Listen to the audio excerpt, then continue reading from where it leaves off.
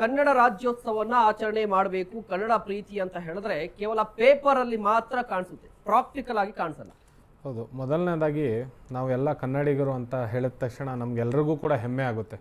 ಯಾಕಂದ್ರೆ ವೀರ ಕನ್ನಡಿಗರು ಅಂತ ಹೇಳ್ಕೊತೀವಿ ನಾವು. ಆದರೆ ಇವತ್ತು ಬಹಳಷ್ಟು ಜನ ಇವತ್ತು ಆಟೋ ಡ್ರೈವರ್ಗಳು, ಕಾರ್ ಡ್ರೈವರ್ ಕೇವಲ ಅಲ್ಲಿ ಮಾತ್ರ ಉಳಿದಿದೆಯಾ ಕನ್ನಡ ಅಂತ ಹೇಳಿ ನಮಗೂ ಕೂಡ ಒಂದು ಸಂಶಯ ಬರುವಂಥದ್ದು.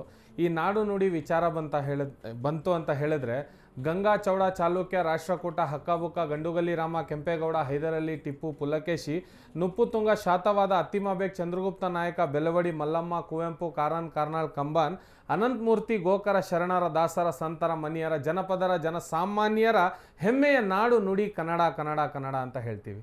ಆದರೆ ಇದು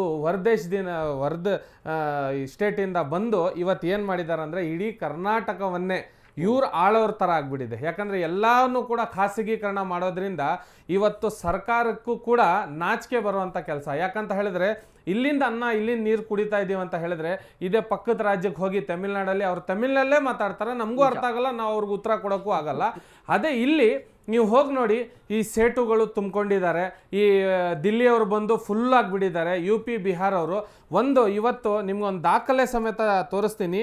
ಇಡೀ ಕರ್ನಾಟಕಕ್ಕೆ ನಮಗೆ ಅದು ನಿಮ್ಗೆ ನೋಡಿದ್ರೆ ನೋಡಿ, ಒಂದು ಕನ್ನಡತಿ ಇಲ್ಲಿ ನೋಡಿ, ಈ ಕನ್ನಡತಿ ಏನಾಗಿದೆ ಅಂದರೆ ಒಂದು ಮಗುನ ಎತ್ಕೊಂಡು ಹಿಂಗೆ ಕಟ್ಕೊಂಡು ಸ್ವಿಗ್ಗಿನೋ ಝೊಮ್ಯಾಟೋನೋ ಮಾಡ್ತಾ ಇರುವಂಥ ವಿಷಯ ಕಂಡು ಬಂದಿದೆ. ಇವ್ರಿಗೆ ಇದನ್ನ ಯಾಕಂದರೆ ನಾವು ಕರ್ನಾಟಕ ಅಂತ ಹೇಳಿದ್ರೆ ಒಂದು ತಾಯಿ ಥರ ಪ್ರೀತಿಸ್ತೀವಿ ಮೊದಲನೇದಾಗಿ. ಆಮೇಲೆ ನಾವು ಓದಿರೋದು ಉರ್ದು ಸ್ಕೂಲಲ್ಲಿ ಕನ್ನಡವನ್ನು ಆಚರಿಸೋ ಹಬ್ಬವನ್ನು ಆಚರಿಸೋದಕ್ಕೆ ಇವತ್ತು ನಾವು ನಿಮ್ಮ ಮುಂದೆ ಬಂದಿಷ್ಟು ಚೆನ್ನಾಗಿ ಕನ್ನಡ ಹೇಳ್ತಾ ಇದ್ದೀವಿ. ನಾವು ಖಾಸಗಿ ಕಾಲೇಜ್ಗಳಲ್ಲಿ ಓದಿರೋವಂಥವ್ರಲ್ಲ. ಯಾಕಂತ ಹೇಳಿದ್ರೆ ಕನ್ನಡ ಅಭಿಮಾನ ಅನ್ನೋದು ಬಹಳ ಮುಖ್ಯ. ಇದ್ರ ಜೊತೆಗೆ ನಾನೊಂದು ಸ್ಪಷ್ಟವಾಗಿ ಹೇಳೋಕ್ಕೆ ಇಷ್ಟಪಡ್ತೀನಿ. ಮೊನ್ನೆ ನೀವು ನೋಡಿರ್ಬೋದು, ಒಂದು ಸೀರೆ ಕದ್ಬಿಟ್ಲಂತೆ ಆ ಹೆಣ್ಮಗು. ಒಬ್ಬ ಸೇಟು ಹಿಡ್ಕೊಂಡು ಬಾಯಿಗೆ ಬಂದಂಗೆ ಬೈದು ಹೊಡೆದು ವಿಡಿಯೋ ಎಲ್ಲ ವೈರಲ್ ಆಗಿದೆ. ಇಂಥವ್ರನ್ನ ನಮ್ಮ ರಾಜ್ಯದಲ್ಲಿ ಇರುವಂಥ ಯಾವುದೇ ಅಧಿಕಾರ ಇಲ್ಲ. ಆಮೇಲೆ ಈ ಸೇಟುಗಳು ಬಂದ್ಬಿಟ್ಟು ಪ್ರತಿಯೊಂದು ನೀವೆಲ್ಲಾದರೂ ಚಿನ್ನ ಖರೀದಿಸಿ, ನಮ್ಮ ಹಿಂದೂಗಳು ಖರೀದಿಸ್ತಾರ, ಮುಸ್ಲಿಮ್ಸ್ ಅವರು ಖರೀದಿಸುವಂಥ ಚಿನ್ನಗಳಿಗೆ ಇವರು ಬಿಲ್ಗಳು ಕೊಡಲ್ಲ, GST ಹಗರಣ ಮಾಡ್ತಾರೆ. ಇದ್ರ ಜೊತೆಗೆ ಮಾತುಗಳೇ ನೀವೇನಾದ್ರೂ ಅವ್ರಿಗೆ ಹೇಳ್ಬಿಡಿ ಆ ಅಂಗಡಿಯಲ್ಲಿ ಕಮ್ಮಿ ಸಿಗುತ್ತಂದ್ರೆ ಎತ್ಕೊಂಡೋಗ್ರಿ ಅಲ್ಲೇ ತಗೊಳ್ಳಿ ಅಂತ ಹೇಳಿ ಭಾವನಾತ್ಮಕವಾಗಿ ಅವರು ನಮ್ಮನ್ನ ಧಕ್ಕೆ ತರುವಂಥ ಕೆಲಸ ಮಾಡ್ತಾರೆ. ಈ ಅವರ ಬೋರ್ಡ್ಗಳೆಲ್ಲ ನೀವು ಹೋಗಿ ನೋಡಿದ್ರೆ ಅರ್ಧ ಕನ್ನಡದಲ್ಲಿ ಯಾಕಂದ್ರೆ ಕನ್ನಡ ಪರ ಸಂಘಟನೆಗಳು ಇವರನ್ನ ಬದುಕಕ್ಕೆ ಕೊಡಲ್ಲ ಅಂತ ಹೇಳಿ ಭಯದಿಂದ ಹಾಕುವಂಥ ಈ ಸೇಟುಗಳು, ಬೋರ್ಡ್ಗಳು. ಆದರೆ ಇವರಲ್ಲಿ ಕರ್ನಾಟಕಕ್ಕೆ ಯಾವುದೇ ರೀತಿಯ ಭಾವನೆಗಳಲ್ಲ. ಈಗ ಇವ್ರಿಗೆ ಹೇಳ್ಬೇಕು, ಕನ್ನಡದ ದ್ರೋಹಿಗಳು ಈ ಸೇಟುಗಳು. ಯಾಕಂತ ಹೇಳಿದ್ರೆ ನಾವು ಕರ್ನಾಟಕದಲ್ಲಿ ಹುಟ್ಟಿದ್ರೆ ಅಂದ್ರೆ ಇಲ್ಲಿಂದ ಹೋಗಿ ದಿಲ್ಲಿಲಿ ಸಾಯ್ತೀವ, ನಾವು ಕರ್ನಾಟಕದಲ್ಲೇ ಸಾಯ್ತೀವಿ ತಾನೆ, ನಾವು ಇದೇ ಮಣ್ಣಲ್ಲಿ ಹೋಗ್ತೀವಿ ತಾನೆ.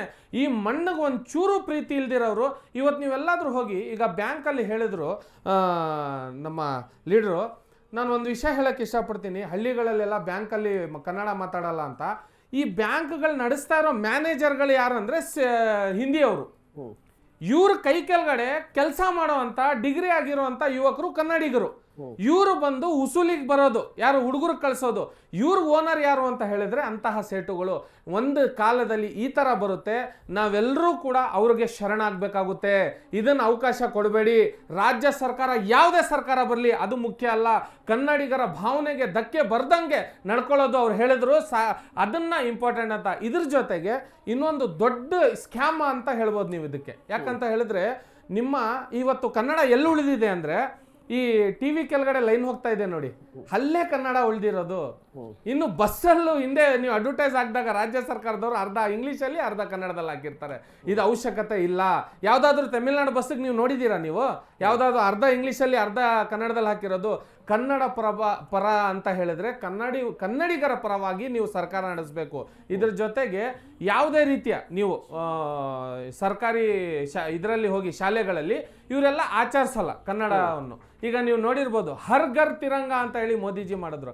ಯಾಕೆ ಈ ಕನ್ನಡದ ಸಿದ್ದರಾಮಯ್ಯನವರು, ಕನ್ನಡದ ರಾಮಯ್ಯನವರು ಈಗ ಘೋಷಣೆ ಮಾಡಲಿ, ಮನೆ ಮನೆ ಕರ್ನಾಟಕ ಬಾವುಟ. ಇವ್ರು ಹೇಳಿದ್ರು, ನಾವು ಕನ್ನಡಿಗರ ಪರವಾಗಿ, ಕನ್ನಡಿಗರ ಓಡಾಡೋದು ಮುಖ್ಯ ಅಲ್ಲ, ಪ್ರತಿ ಒಬ್ಬ ಕನ್ನಡಿಗನ ಹಕ್ಕಿದು, ಅವನು ಹೋರಾಡಬೇಕಾಗಿರೋದು. ಇವತ್ತು ಅಷ್ಟೇ ಯಾಕೆ ರೀ, ಅವರಲ್ಲಿ ಅವ್ರ ಕ್ಯಾಬಿನೆಟ್ ಅಲ್ಲಿ ಇರುವಂತಹ ಮುಸಲ್ಮಾನರಿಗೆ ಸರಿಯಾಗಿ ಕ್ಯಾಬಿನೆಟ್ ಮಿನಿಸ್ಟರ್ಗಳಿಗೆ ಕನ್ನಡ ಬರಲ್ಲ. ನಿಮ್ಮ ಚಾನಲ್ ಅಲ್ಲೇ ತೋರಿಸಿ ಅವ್ರಿಗೆ ಬಹಳಷ್ಟು ಇದು ಮಾಡ್ತಾ ಇರ್ತೇನೆ. ನಾವು ಹೆಸರು ತಗೊಳ್ಳೋದು ಬೇಡ, ಆದ್ರೆ ಹೇಳೋದು ನಮ್ಮ ಎಲ್ಲಾ ಮುಸಲ್ಮಾನರು ಹಂಗಲ್ಲ. ನಾನು ಮುಸ್ಲಿಮ್, ನನ್ನ ಕನ್ನಡದಲ್ಲಿ ಏನಾದ್ರೂ ಸಂಶಯ ಇದೆಯಾ? ನಿಮ್ಗೆ ಏನಾದ್ರು ಡೌಟ್ ಇದೆಯಾ? ಅರ್ಥ ಆಗ್ತಾ ಇಲ್ಲ ನಾನು ಹೇಳ್ತಾ ಇರೋದು? ಅದೇ ಸರ್ ಇಲ್ಲ, ಯಾಕಂತ ಹೇಳಿದ್ರೆ ಕುವೆಂಪು ನಾನು ನೇರವಾಗಿ ಹೇಳ್ತಿದ್ದೀನಿ, ಈ ತರ ಮುಸಲ್ಮಾನರ ಅವಶ್ಯಕತೆ ಈ ರಾಜ್ಯಕ್ಕೆ, ಈ ದೇಶಕ್ಕೆ ನಿಜವಾಗ್ಲೂ ನಾನು ಈ ವಾಹಿನಿ ಮುಖಾಂತರ ಅವರಿಗೆ ನಾನು ಕಂಗ್ರಾಚುಲೇಷನ್ಸ್ ಹೇಳ್ತೀನಿ. ಅವ್ರಿಗೆ ಇರ್ತಕ್ಕಂಥ ಕನ್ನಡಾಭಿಮಾನ ಆಗಿರ್ಬೋದು, ಮತ್ತೊಂದು ಸಣ್ಣ ಬ್ರೇಕ್.